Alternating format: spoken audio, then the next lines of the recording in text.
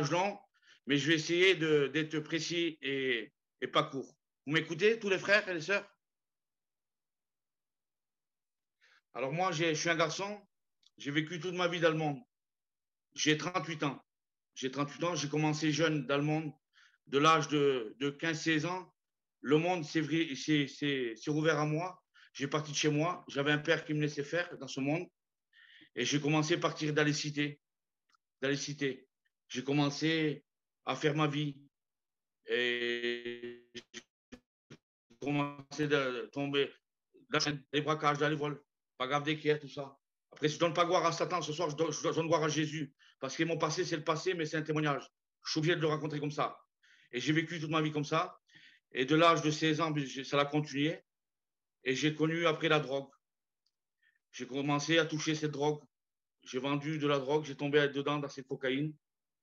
J'ai consommé de l'âge de 16 ans jusqu'à 35 ans de la cocaïne. Euh, beaucoup de quantité. Beaucoup de quantité. Et ma vie était comme ça. J'aimais l'alcool, la fête, mais j'étais à la fin. Ma vie, ma vie était perdue. Je ne savais plus comment faire. Je voulais arrêter. J'ai fait quelques années de prison, mais ma vie était comme ça. Et j'ai consommé entre 5 et 10 grammes de cocaïne par jour. Et je voulais m'en sortir. Et je demande le respect aux anciens ce soir, s'il y a des anciens. Je demande le respect à mes frères, à mes sœurs. Mais un témoignage, ça se rencontre. Et j'ai passé des ténèbres à la lumière. Et j'ai vu la misère autour de moi, à la maison. Je suis marié avec une Kali, moi, une Marocaine. J'avais pas la paix. J'aimais les jeux. J'étais un homme qui ne sait pas faire dans ce monde. Et j'avais un sale caractère. J'étais un chef, mais maintenant, mon chef, c'est Jésus. J'étais un chef d'un réseau. J'avais 70 ratiers qui vendaient de la drogue pour moi. Mais l'argent, voilà, je parle de comme ça, mais c'est mon témoignage. J'avais tout ce que je voulais. J'étais un grand joueur de PMU, dans les casinos. J'avais les ténèbres. Il fallait que je bois, il fallait que je comble ma vie dans l'alcool, dans la drogue. Et c'était tout le temps à refaire. Je ne dormais pas pendant 2, 3 jours. J'avais les ténèbres chez moi. Mais un jour aussi, Jésus, mais ça fait connaître à moi, à 35 ans. À 35 ans, parce que j'ai crié à Dieu, quand malheureux crie l'éternel entend, il y a un verset dans la Bible. J'ai rentré chez moi, j'ai vu la misère, que jamais j'avais été chez moi. J'avais tout ce qu'il fallait pourtant, mais je savais que j'étais perdu. Je connaissais les choses de Dieu, parce que j'avais peur d'aller aux réunions, que je sois brisé de Dieu. J'ai déjà prié, demandé à Dieu, mais pour les enterrer. Voilà. Mais je n'avais pas ouvert mon cœur comme il fallait. Et à 10 heures du matin, j'ai ouvert mon cœur. Je voulais te délivrer de la drogue, délivrer des liens, délivrer du trafic. J'en pouvais plus. Je n'ai pas vu grandir mon petit de 7 ans. J'ai fait quelques années chez les peines. Et j'ai demandé à 10 heures du matin, drogué, alcoolisé. Je dis, Seigneur Jésus, change ma vie, Barodével. Change ma vie, Seigneur, fais-toi connaître à moi. Et j'ai rien senti. Mais je la sens, la présence de Dieu ce soir. Et 2 mois après, ils ont fait une mission les frères d'Albi, à 70 km d'Albi. J'ai atterri dans une voiture, je ne sais même pas comment j'ai fait. J'ai écouté la prédication sans l'écouter. Et je voulais partir. À 30 mètres du chapiteau, j'ai reçu la nouvelle naissance. L'Esprit de Dieu m'a tombé dessus. J'étais tombé à genoux, j'ai crié à Dieu, je ne savais plus ce qui m'arrivait. Tous mes cousins sont venus vers moi, qu'est-ce qui t'arrive, vous? Je ne sais pas. Et j'avais l'Esprit de Dieu, je tremblais. J'ai atterri devant, j'ai passé. Et je me suis mis devant, j'ai demandé pardon. Alors je demandais pardon, ils ont prié pour moi, les frères, serviteurs. J'ai reçu la nouvelle naissance, délivré de la drogue, délivré des liens. J'avais un trouble du comportement, j'avais beaucoup de cachets, je prenais du Dépacote, du Seresta, d'Exomil. J'ai reçu la nouvelle naissance, délivré de tout. J'ai trouvé la paix, j'ai rentré chez moi. J'avais beaucoup de drogue chez moi, j'avais 400 grammes de cocaïne. Je l'ai pris, je l'ai jeté. Et j'ai commencé ma vie chrétienne. Oui, ma vie chrétienne a commencé. Alors l'ennemi, il ne m'a pas laissé tranquille. Il a voulu me reprendre. Mais il y a Jésus qui vit en moi, il a été plus fort. J'étais plus qu'au baptême. Il y a 8 mois, je suis baptisé. Dieu me donne la paix, la joie. Il me donne le sommeil. Jamais dormi de ma vie. Il me faut les décacher. Je dors comme un enfant. J'ai ma femme, c'est une Marocaine. Elle a donné son corps à Dieu. Et Dieu a des projets de bénédiction pour mes frères, pour mes cousins, pour ma mère. Et je sais que Dieu, il n'y a rien possible à Dieu. Ça, le passé, c'est le passé. Maintenant, je veux travailler pour Dieu. Parler de Dieu, témoigner autour de moi, donner un prophétus. Mais j'ai la paix de Dieu. Et c'est ça qui peut faire Jésus dans une vie. Ceux-là qui n'ont pas fait une expérience, faites-la, mes frères, mes sœurs. Ceux-là qui ne connaissent pas Dieu, il n'y a rien possible à Dieu. Dieu peut briser n'importe quel lien. Il n'y a personne qui aurait pu me changer à moi. Il n'y a que Jésus. Et que Dieu vous bénisse. J'en ai beaucoup à dire, mais ce soir, J'en ai assez dit. Et je donne gloire à mon Jésus. Le passé, c'est le passé. Que Dieu vous bénisse. Les temps des miracles n'est pas fini. Je suis un miracle. Que Dieu vous bénisse, mes frères. Soyez bénis. Que Dieu bénisse son serviteur ce soir. Et tous les témoignages, tous les cantiques. Que Dieu vous bénisse, mes frères et sœurs. Amen. Je vais vous raconter comment j'ai rencontré le Seigneur. Moi aussi. Pareil, j'ai pas été élevé dans les choses de Dieu. On a été élevé dans les choses du monde. Et puis, c'est vrai que bon, j'ai mon père, il est serviteur de Dieu. Il s'est converti très tard. Et j'ai mon oncle aussi, il est serviteur. Et quand j'étais jeune, je devais avoir 16 ans. J'ai mon oncle, moi, toujours me disait, Manu, il faut que tu donnes ton cœur à Dieu. Mais moi, je ne comprenais pas. Hein, enfin, je ne savais pas qui c'était Dieu, moi. Et toujours mon oncle, il me disait, Manu, donne ton cœur à Dieu, Manu, donne ton cœur à Dieu. Et puis, quelque part, vous savez, quand on est jeune, on ne pense pas trop à Dieu, on pense plutôt à s'amuser avec les copains. Et moi, j'étais plus à m'amuser avec les copains qu'à écouter mon oncle. Hein. Comme tout jeune, on n'écoute pas trop nos parents. Et puis, pour y faire plaisir à mon oncle, j'ai fait oui, mon oncle, je vais donner mon cœur à Dieu. Alors, il m'a emmené, il me dit, Manu, donne ton cœur. Bon, j'ai donné mon cœur à Dieu, mais pardon, Seigneur, c'était pas vrai, en fait. C'était juste pour que mon oncle il me laisse tranquille. Voilà, c'était tout, c'était pour ça. Et puis, ça avait marché, m'avait laissé tranquille. Et puis, de ce jour-là, j'ai continué à marcher dans le monde. Je me suis marié à 20 ans, 21 ans. Et puis, vers ma femme, pareil, c'est des catholiques. Alors, je vous dis, j'étais vraiment, vraiment loin de Dieu.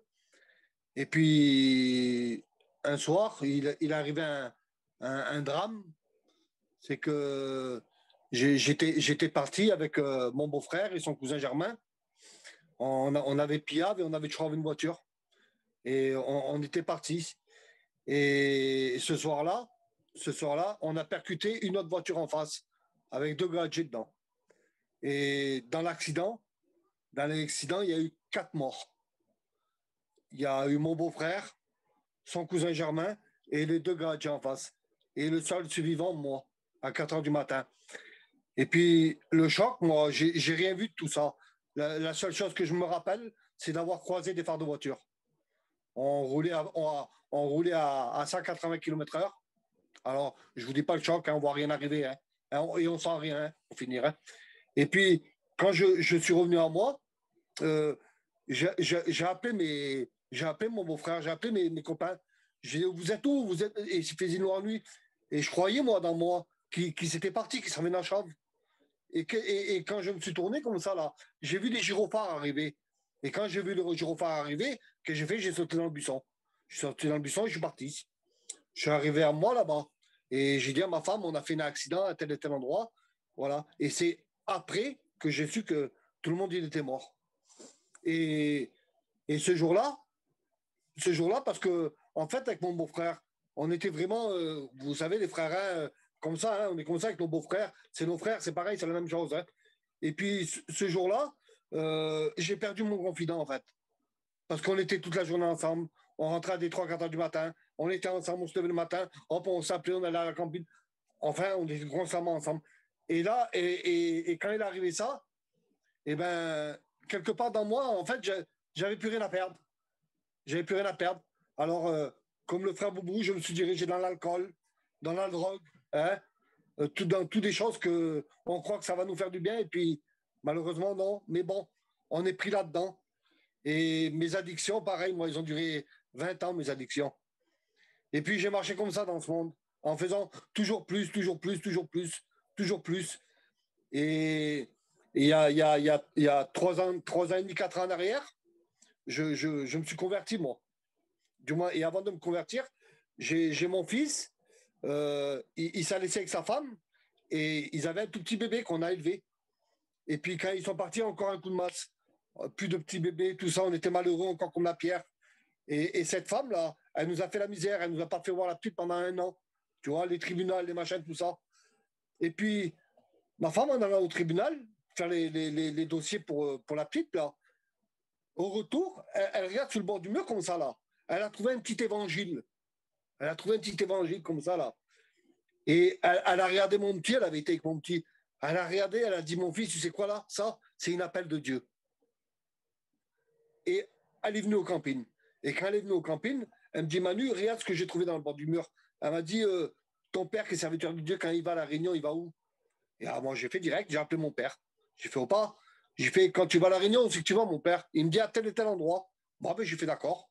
Lui, il était à Bordeaux et moi, j'étais à Nîmes. Alors, ce que je fais, dimanche, je vais voir devant l'église, c'était fermé. Et je guette le panneau dimanche après-midi. Alors, j'y vais. Dimanche après-midi, j'y vais. Je rentre dans l'église, tout ça, impeccable. Et j'ai rien ressenti, hein. Pareil, hein. J'ai été une fois, j'ai été deux fois, j'ai été trois fois. Mais j'ai rien ressenti, mais quelque part, j'ai compris. J'ai compris que le Seigneur, il était mort pour moi. Là, j'avais vraiment compris. Parce qu'avant, en étant jeune, on m'en avait parlé, mais je n'avais pas compris, en fait. Et comme il dit le Seigneur, je devais être voilé, et ce n'était pas le moment. Et je ne comprenais pas. Et là j'ai compris que le Seigneur était mort à la croix pour moi. Là, j'ai vraiment compris. Et là, oui, j'ai donné mon cœur à Dieu. Sincèrement, j'ai dit oui, Seigneur, je comprends que tu es mort pour moi. Et bien maintenant, je te donne mon cœur. Et j'ai donné mon cœur à Dieu.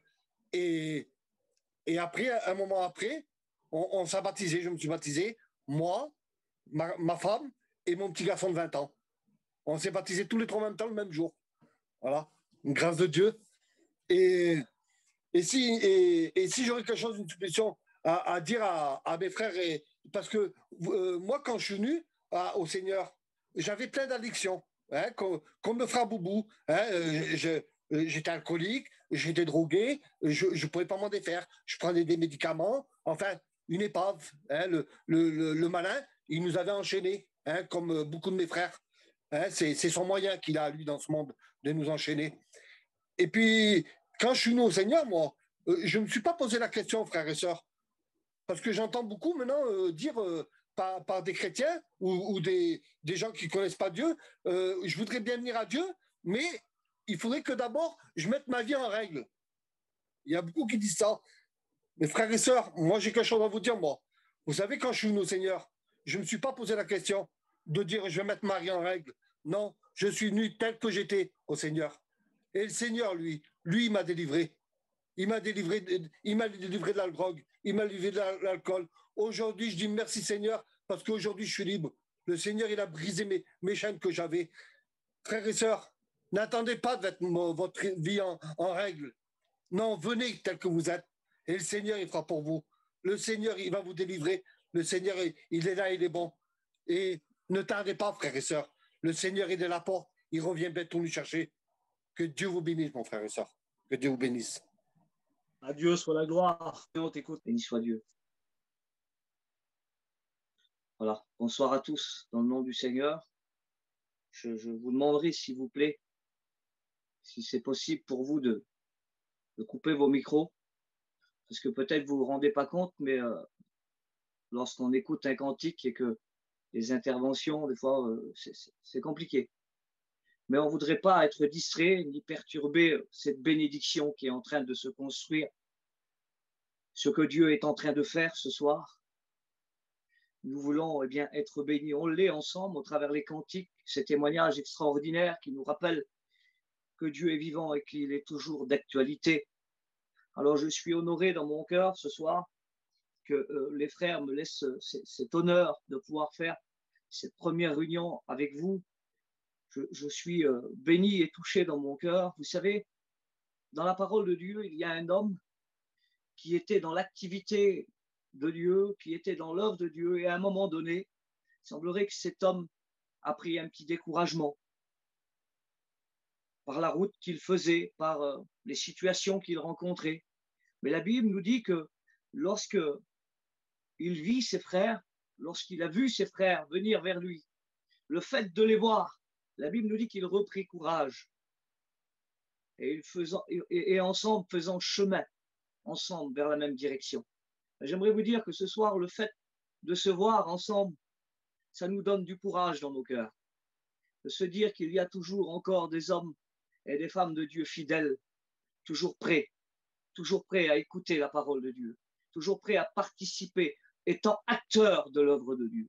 Alors que Dieu soit béni, que son nom soit glorifié, je voudrais néanmoins qu'on puisse prier le Seigneur, non pas pour sa parole, mais pour moi, parce que j'en ai vraiment besoin. Hein. Alors, je voudrais qu'on puisse prier le Seigneur et je demandais à mon copain Frahim qui prie le Seigneur pour moi.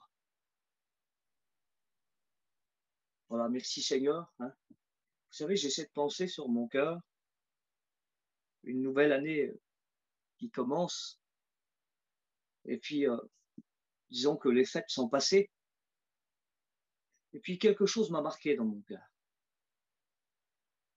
Comme chacun d'entre nous, on a fait des cadeaux à nos enfants. Et le matin où mes filles, eh bien, ont été au pied de leur sapin et qui ont déballé leurs cadeaux avec empressement, avec joie, avec quelque chose dans le cœur qui ne pourrait pas s'expliquer avec des mots, mais dans leurs yeux, ça se voyait. Juste le fait de les voir faire, ça mettait du bien dans mon cœur. J'étais heureux et je réalisais le bonheur que le Seigneur mettait dans ma maison. Et puis je réalisais ça, je disais, Seigneur, tu as aussi préparé des cadeaux pour chacun d'entre nous. Ils sont peut-être pas au pied du sapin, c'est sûr, mais ils sont à tes pieds, à toi. Et Seigneur, c'est avec ce cœur-là, avec le cœur de mes enfants, là, que je me retrouve devant toi, que je me trouve devant toi à tes pieds pour, eh bien, recevoir les cadeaux que tu as à me donner. Cette année, si Dieu veut bien nous l'accorder, vous avez bien compris, il va y avoir des rebondissements, il va y avoir, eh bien, une aventure spirituelle pour chacun d'entre nous qui accomplissons la volonté de Dieu, certainement avec difficulté. Comme on le voit aujourd'hui, vous savez, l'apôtre le disait, en ce qui concerne les temps, vous n'avez pas besoin, frères et sœurs, qu'on vous en écrive. Simplement, en regardant ce qui se passe autour de nous, on le voit que bientôt Jésus revient chercher son Église. Bientôt on s'en va, frères et sœurs. Et en attendant, eh bien, le Seigneur a encore des bénédictions. Le temps de la promesse de Dieu et de son accomplissement n'est pas encore passé, mais on est encore aujourd'hui en plein dedans. À ceux qui veulent recevoir des cadeaux, à ceux eh bien, qui veulent recevoir des bénédictions particulières, eh bien, laissez-moi vous dire que même si l'ennemi, aujourd'hui plus que jamais, et demain encore, essaye par tous les moyens de fermer nos églises, c'est vrai, de mettre un frein, essayer de mettre un frein à l'œuvre de Dieu, il ne pourra jamais, parce que Dieu veille sur son œuvre pour l'exécuter. Même si nos églises sont fermées, même si les circonstances sont compliquées, même s'il met des barrières devant nos convois, vous avez vu, c'est compliqué pour voyager, même s'il le fait ça, mais il y a une chose que l'ennemi ne pourra jamais faire envers un homme de Dieu, envers une femme de Dieu, c'est lorsqu'un homme et une femme se mettent à genoux devant Dieu. Il ne pourra jamais empêcher la bénédiction de Dieu descendre dans son foyer, descendre dans sa vie. Alors, quels que soient les temps que nous vivons, peu importe, ce qui est important, c'est que nous soyons au pied du Seigneur, à seule fin de recevoir et écouter ce qu'il a à nous donner. Alors que Dieu soit béni et glorifié. Vous savez, dans la parole de Dieu, il y a cette image, cette bel exemple, cette belle image que le Seigneur donne à Zacharie. Vous lirez son histoire dans Zacharie 4. Et là, il y a une vision extraordinaire pour vous dire que l'abondance de Dieu est toujours d'actualité. Si on est peut-être derrière un téléphone ce soir, on n'est peut-être pas dans une église avec 300 personnes, où on ne voit pas le pasteur prêcher à l'estrade.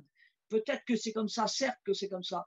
Mais ce qui compte ce soir, c'est que la parole de Dieu, elle est prêchée. Ce qui compte ce soir, c'est que bien on puisse ressentir la présence de Dieu. Vous savez, une réunion derrière un téléphone ou une réunion dans une église. Peut-être que nous, à notre vision, à nous, à notre niveau, à nous, on pourrait peut-être limiter ça à simplement qu'un téléphone, à simplement que quelques mots qui sont dits derrière un téléphone. Mais j'aimerais vous dire que derrière un téléphone, même qu'on est derrière un téléphone, tant que la parole de Dieu est prêchée, il se passe toujours quelque chose. Il se passe toujours quelque chose. Même qu'on n'a pas mis notre caméra, même qu'on ne nous voit pas. Mais le plus important, qu'on écoute la parole de Dieu, et quand on écoute la parole de Dieu, elle est toujours animée par son esprit, et elle fait toujours quelque chose dans un cœur. elle apporte toujours la bénédiction. Elle apporte toujours cette parole, ce que l'on a besoin dans nos vies. Et puis pour vous dire qu'il y a toujours de l'abondance dans la parole de Dieu. Rappelez-vous, Zacharie 4, le Seigneur donne une vision à Zacharie.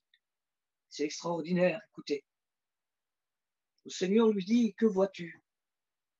Et puis là, il va regarder, il va dire, je vois un grand réservoir d'huile avec 7 conduits. Que vois-tu d'autre? Eh bien, je vois que les conduits, eh bien, sont directement reliés et vont directement vers le chandelier. Il y a 2 chandeliers pour pouvoir que le chandelier puisse toujours briller, toujours être allumé.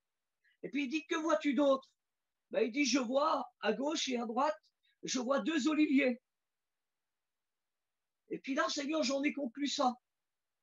Il voit un réservoir rempli d'huile avec un conduit qui va vers le chandelier, ce qui est symbole de la lumière. Rappelez-vous, comme Jésus avait dit un jour, je suis la lumière du monde. Mais avant qu'il parte, eh bien, il nous laisse à nous ce moyen et cet exemple que nous aussi, nous sommes la lumière du monde. Et puis, il me fait comprendre cette parole en un mot, tu vois, si dans le réservoir, il manquerait d'huile, eh bien, à gauche et à droite, il y a 2 arbres d'olivier. Il y aura toujours de l'abondance, il y aura toujours de l'huile qui sera déversée sur toi.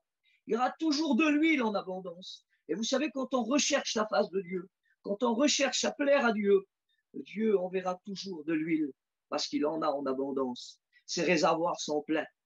Ses réservoirs sont pleins et il veut les déverser sur nous. Malgré les jours précédents que nous avons passés, qui ont été éprouvants pour certains, compliqués pour d'autres, on a passé par des séparations et puis parfois les soucis et les problèmes se sont emparés de nos demeures, de nos familles et de nos foyers, à un tel point qu'à un moment donné, eh bien, la vie de ce monde et tout ce qu'elle comporte avec ses soucis et son lot de problèmes est venu impacter nos cœurs. Et puis s'est fait ressentir dans nos cœurs avec un poids. Et ce poids, eh bien, a essayé par tous les moyens, avec la puissance des ténèbres, a essayé par tous les moyens de nous faire fléchir les genoux et de nous faire faillir aux bénédictions que le Seigneur nous avait préparées. Ben, j'aimerais vous dire que peu importe, même si on n'a pas été à la hauteur ces derniers jours, ces derniers mois et cette année qui est passée, même si on n'a pas été à la hauteur, ce qui compte ce soir, c'est qu'on est placé devant Dieu et qu'on est à ses pieds et qu'on est capable de dire, Seigneur, eh bien, je suis là devant toi. Seigneur, j'ai besoin de cette abondance, j'ai besoin de cette huile dans ma vie. J'ai besoin que ces réservoirs, eh bien, ces robinets soient ouverts et qu'elles puissent eh bien, être déversées sur moi. Vous savez, cet homme-là qui était là, Zacharie, ce n'était pas n'importe qui, vous savez. Zacharie était un homme de la classe d'Abia. C'était un descendant d'Aaron. Vous lirez ça dans 1 Chronique, chapitre 24, verset 10, et l'histoire, eh bien, dans l'évangile de Luc, chapitre 1, verset 18. Cet homme, Zacharie, était descendant d'Aaron, pardonnez-moi. Il était 8e sur la descendance et il y en avait 24. C'était un homme qui était bien placé. C'était le Cohen, c'était le sacrificateur. C'était un homme qui a vu la gloire de Dieu parmi le peuple. C'était un homme qui a vu des choses extraordinaires. C'était un homme eh bien, qui vivait constamment dans le temple, dans la présence de Dieu, là où Dieu résidait. Et puis à un moment donné, pour vous dire qu'on n'est que des hommes et que parfois, eh bien, les situations qui se présentent devant nous peuvent nous faire défaillir, mais le Seigneur est toujours là pour nous tendre la main, nous relever et nous dire qu'il a préparé de l'abondance pour nous et devant nous. Et cet homme qui avait une responsabilité importante, un pasteur avec de grandes responsabilités, un homme engagé, un ministère engagé, cet homme qui avait vu la gloire de Dieu. Et je sais qu'il y a beaucoup de frères et de sœurs qui sont là ce soir en train de participer à cette réunion et qui ont vu la gloire de Dieu maintes et maintes fois guérir leurs enfants, guérir leurs familles dans des miracles spectaculaires, extraordinaires. Et puis à un moment donné dans nos vies, eh bien, devant des montagnes extraordinaires, le Seigneur nous avait donné la force et on l'a saisi pour affronter ces problèmes. Et des fois, devant des petites choses insignifiantes, eh bien, on est là, puis on défaillit. Et ça nous fait mal dans nos cœurs et on commence à perdre l'abondance que le Seigneur nous a donnée. Et puis, eh bien, Zacharie, ce grand sacrificateur, cet homme important, à un moment donné, même qu'il a vu cette vision d'abondance, même qu'il a vu la gloire de Dieu, même qu'il était engagé dans l'œuvre de Dieu, à un moment donné, le Seigneur envoie son ange et il lui dit, Zacharie, tu auras un fils. Pourtant, il aurait pu dire, mais Seigneur, merci. Seigneur, c'était ce qu'on attendait depuis longtemps, depuis des années. Merci, Seigneur, que tu me confirmes qu'on va l'avoir, ce cadeau. En un mot, sa réponse a été qu'il n'y croyait pas. Vous imaginez un petit peu? Voir la gloire de Dieu, voir des choses extraordinaires, et puis douter des promesses que le Seigneur nous a faites. C'est possible parce qu'on n'est que des hommes, on n'est que des femmes qui dépendent entièrement de Dieu. Et puis cet homme va douter, tout aussi grand sacrificateur qu'il était, tout aussi important de la classe qu'il était, sacrificateur qu'il était, il va se mettre à douter, à un tel point que la Bible nous dit qu'il va devenir muet. Le Seigneur va lui enlever la voix parce qu'il avait douté que Dieu aurait été capable de lui donner ce fils malgré qu'il était d'un âge avancé. Laissez-moi vous dire, frères et sœurs, qu'il y a bien eu des situations où c'est que on a défailli au travers nos responsabilités, au travers notre engagement envers le Seigneur, devant des situations, un langage, une pensée, ou peut-être une action qui nous a fait défaillir dans l'abondance que le Seigneur avait prévu pour nous. Et puis les cadeaux que le Seigneur avait placés devant nous, on avait juste à les déballer, à les saisir et à les déballer. Et pourtant, nous avons fait que repousser l'accomplissement des promesses de Dieu au travers de nos actions. Cet homme a eu son fils, ça a été un homme extraordinaire, c'était Jean le Baptiste. Il a eu une bénédiction extraordinaire dans son foyer, c'était le cousin de Jésus. Quelle bénédiction! Mais ne serait-ce qu'avant ça, il a douté et il en a eu les conséquences. J'aimerais vous dire que le Seigneur nous rappelle, au travers de la vision de Zacharie, le Seigneur nous rappelle qu'il a tout en abondance. Tout dépend de lui. Tout vient de lui. On a essayé par nos propres moyens, notre capacité de se sortir de certaines situations. Vous savez que, écoutez, c'est vrai que l'homme est capable.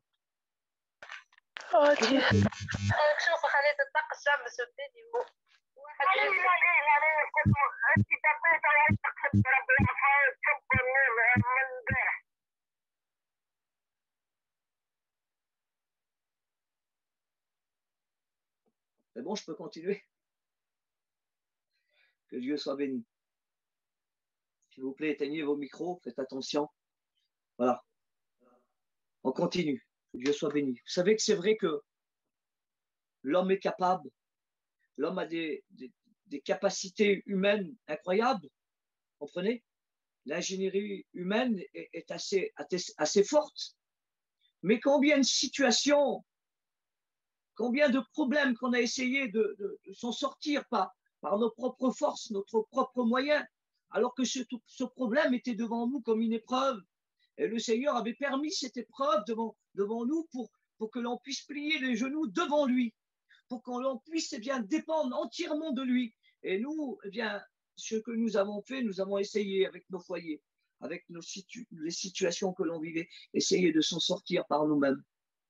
Et combien de fois ça n'a pas marché? Et combien de fois le Seigneur nous a attirés à lui dans le problème? Et combien de fois le Seigneur nous a dit, arrête maintenant. Arrête, tu vois bien que tu ne peux pas t'en sortir. Arrête, tu vois bien que ma présence, tu ne la ressens plus. Tu vois bien qu'il y a un problème. Tu vois bien que la situation te dépasse.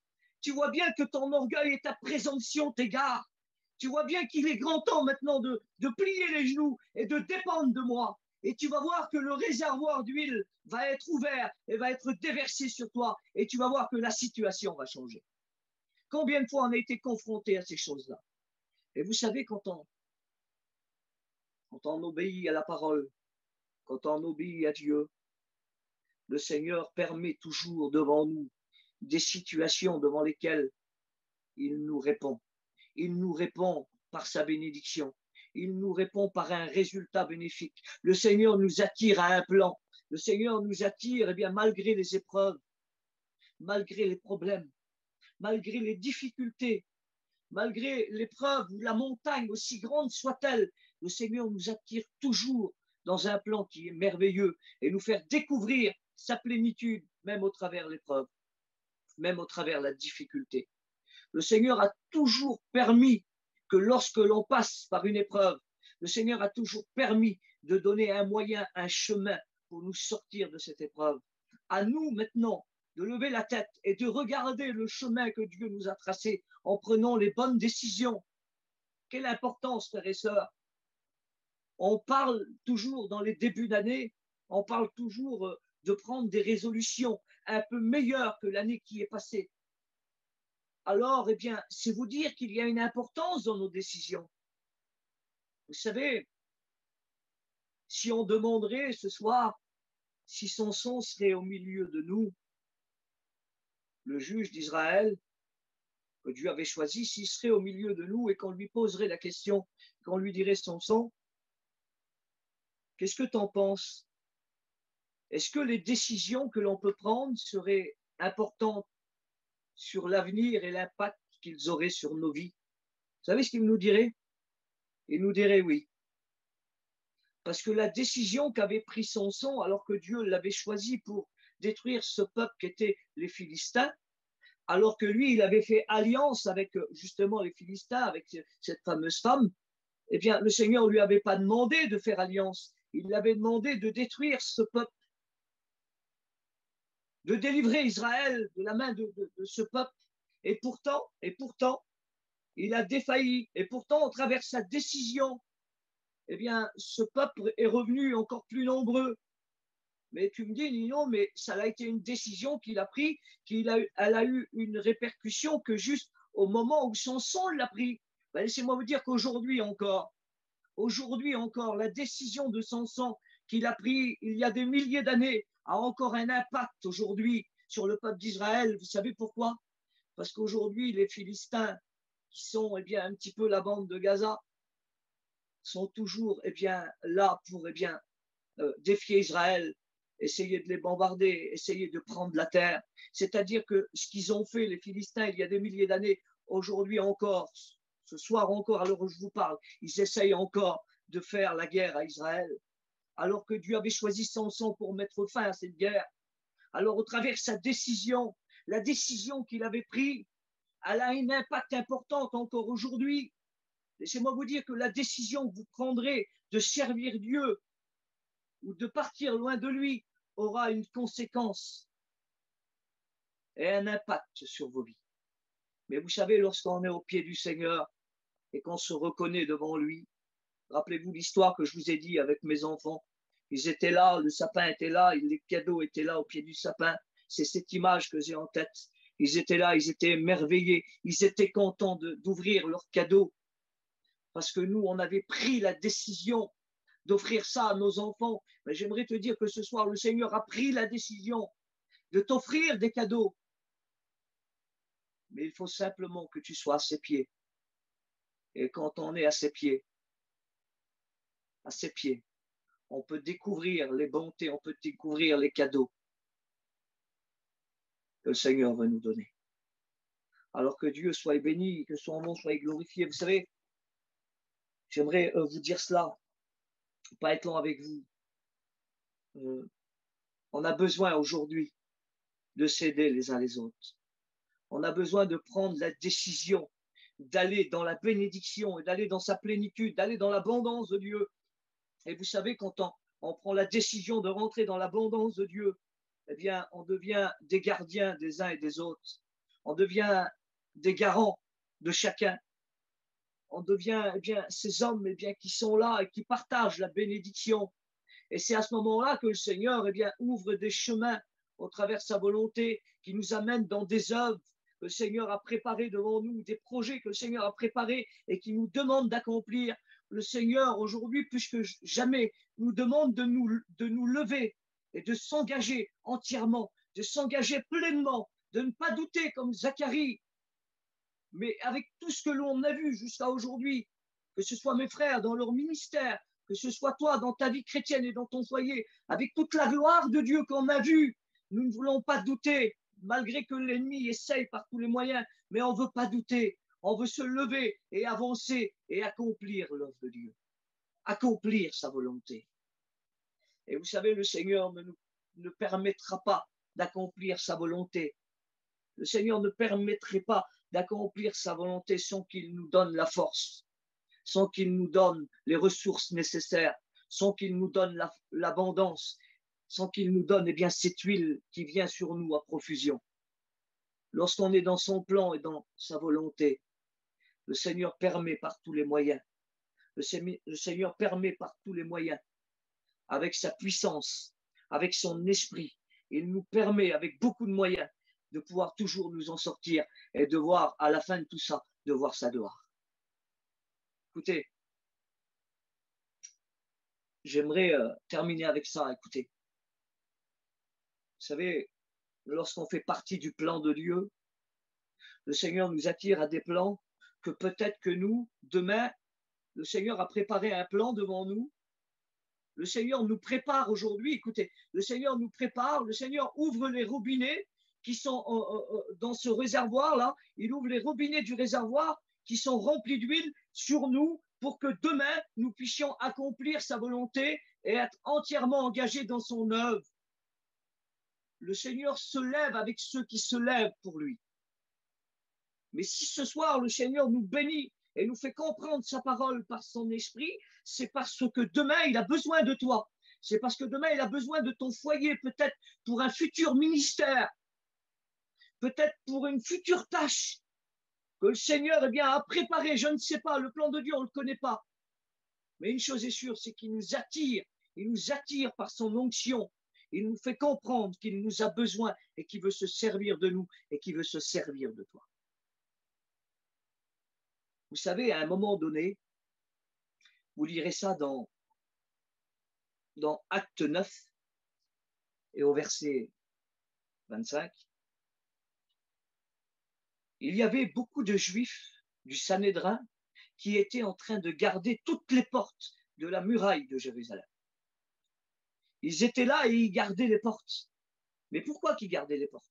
Parce qu'ils ne voulaient pas qu'un homme s'enfuit, parce que cet homme était dangereux, son message était bouleversant. Vous savez que l'ennemi lui-même essayera par tous les moyens de fermer des portes que Dieu a ouvertes pour vous, et essayera par tous les moyens de se mettre en travers parce que votre témoignage est bouleversant. On l'a entendu tout à l'heure. Parce que votre foyer est bouleversant. La vie de votre foyer, la vie de Dieu qu'il y a à l'intérieur, eh bien, est bouleversant. C'est un moyen de bénédiction pour ceux qui sont autour de nous. Alors Satan, par tous les moyens, essaye de fermer ces portes que Dieu a ouvertes. Laissez-moi vous dire que quand la Bible dit que quand Dieu ouvre une porte, Satan lui-même ne peut pas la fermer.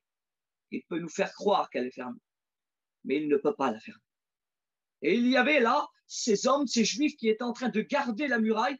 Pourquoi? Parce qu'ils ne voulaient pas que cet homme, qui va devenir Paul, l'apôtre Paul, il ne voulait pas qu'il sorte de Jérusalem parce qu'il lui avait tendu un piège. Et puis là, la Bible nous dit que Paul n'était pas renommé encore. Paul n'était pas l'apôtre aux 13 épîtres. Paul n'était pas l'homme de la doctrine encore. C'était qu'un simple prédicateur. Mais la Bible nous dit que des hommes, écoutez bien, des hommes, des disciples, à cette époque-là, le nombre des disciples augmentait. Il y en avait beaucoup. Mais la Bible ne met pas de nom sur les disciples. Parce que toute la gloire revient à Dieu. Mais la Bible ne met pas de nom sur ces hommes. Mais une chose est sûre, c'est que ces hommes rempli de Dieu, qui aimaient eh bien, être dans l'œuvre de Dieu et qui ont pris des risques, parce que l'évangile est un risque, frères et sœurs. L'évangile est un risque. Parce que lorsqu'on dit de renoncer à la chair pour vivre la vie de l'esprit, laissez-moi vous dire qu'il y a beaucoup de bâtons dans les roues. Il y a beaucoup de problèmes, beaucoup de soucis, beaucoup d'épreuves. Parce que sur notre front, peut-être qu'on ne le voit pas, c'est pas marqué à nos yeux visibles, mais lorsqu'il nous voit, lorsque Satan voit nos foyers, sur nos fronts, c'est comme s'il y avait marqué homme et foyer à abattre. Alors il nous met des bâtons dans les roues, il nous fait douter, et puis il essaye de nous empêcher d'accomplir l'œuvre de Dieu. Et pourtant, ces hommes, écoutez ce qu'ils ont fait. Ces hommes, ils ont pris le risque dans la nuit, ils ont pris une corde, écoutez ce qu'ils ont fait, c'est merveilleux, parce que ça a été des hommes bien envoyés par Dieu, des hommes qui étaient là en train de vivre l'abondance, qui étaient là et puis qui étaient en train d'accomplir la volonté de Dieu sans même le savoir, qu'ils étaient en train d'accomplir un plan merveilleux que Dieu avait préparé pour Paul sans même le savoir. Et pourtant, ils l'ont fait, ils ont pris une corde, ils ont pris une petite corbeille, ils ont mis Paul à l'intérieur et le long de la muraille, ils l'ont descendu. Et quelque temps plus tard, Paul va devenir cet homme qui a écrit 13 épîtres dans la Bible. Cet homme, eh bien, qui va devenir l'homme de la doctrine. Encore aujourd'hui, grâce à lui, eh bien, on peut encore, eh bien, se baser puis voir combien que la parole de Dieu allait structurer et que c'est la doctrine de Dieu. Au travers de cet homme, il nous l'a enseigné. Mais ces hommes-là ne le savaient pas encore. Mais parce qu'ils avaient reçu la plénitude, parce qu'ils avaient reçu Dieu dans leur vie. Et puis que c'était des disciples qui étaient là au pied de Jésus et qui voulaient accomplir sa volonté. Eh bien, ils ont sorti la petite corde, ils ont sorti la corbeille.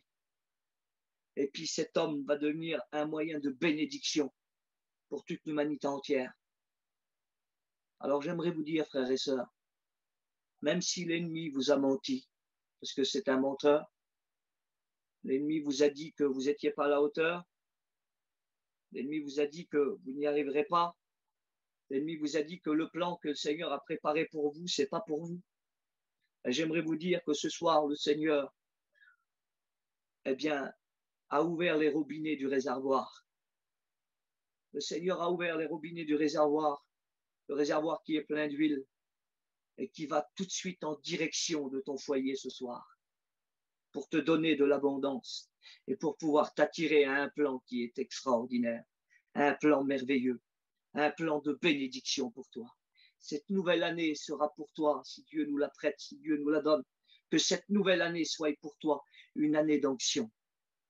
Que cette nouvelle année soit une année pour toi de prière exaucée, mais à une seule condition, que tu sois près de lui, pour accomplir sa volonté. Et je t'assure que peut-être que le plan de Dieu, tu ne le comprendras pas. Tu vas vivre des expériences auxquelles tu vas peut-être te poser des questions. Mais c'est ce que Jésus va dire à Pierre. Il va dire, ce que je fais maintenant, tu ne le comprends pas, mais tu le comprendras par la suite. En voulant dire, fais simplement ce que tu as à faire et tu verras la bénédiction qui va en découler. Peut-être que tu attends une bénédiction pour ta famille, pour tes enfants, pour ton foyer. Peu importe ce que tu attends de Dieu, une chose est sûre, c'est que tant que tu accomplis sa volonté, tant que tu es près de lui, tant que tu reçois son onction, tant que sur toi il y a cette huile qui descend, j'aimerais te dire que la promesse de Dieu ne tardera pas à s'accomplir dans ta vie et dans ton foyer. Que Dieu te bénisse dans cette soirée. Que Dieu puisse te faire comprendre le plan qu'il a pour toi au travers de sa parole ce soir. Que Dieu t'encourage, que Dieu t'aide. Et que le Seigneur, je ne sais pas pourquoi je vous dis ça, mais que le Seigneur puisse te guérir dans cette plaie qu'il y a dans ton foyer, cette plaie qui te fait du mal, cette plaie qui est là, cette plaie qui est là, qui te fait du mal, qui te fait souffrir. Que le Seigneur, par son onction, puisse penser cette plaie et t'attirer à sa volonté et te faire entrer entièrement dans son plan et dans son œuvre. Que Dieu te bénisse, que Dieu t'encourage. j'aimerais laisser la place à notre frère Frahim s'il est là. Que Dieu vous bénisse.